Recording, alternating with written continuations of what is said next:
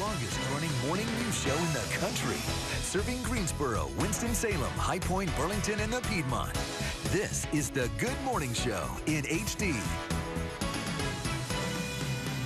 Well, it is Thyroid Awareness Month, and ladies, you're going to really want to pay attention to this because thyroid disease is at least 7 times more likely to affect women than men.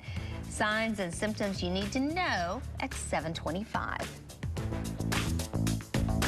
7:24 right now. 1 of every 10 people could have an overactive or underactive thyroid, and more than half of those conditions remain undiagnosed. That's according to thyroidawareness.com. Well, how do you know if you have a problem? Well, this morning, Dr. William Smith, Cornerstone Endocrinology in High Point is here. Winston-Salem, good morning. Glad to have you with us.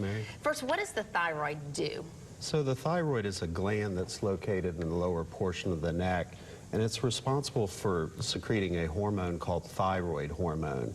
And so what we most commonly associate with thyroid abnormalities are either increased production of thyroid hormone or decreased production. So overactive or underactive. Okay, yes. So what are the signs that you might have one or the other? Well, so if we're looking at an underactive thyroid, we're looking at symptoms such as fatigue, lethargy, weight gain, constipation, and dry skin.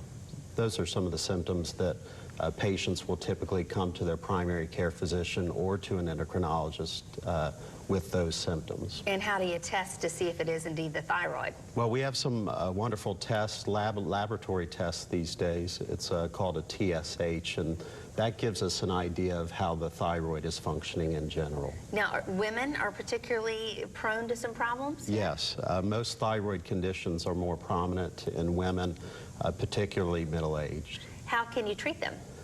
Well, it depends on the thyroid condition that they have, but if they have an underactive thyroid, we can put them on thyroid replacement.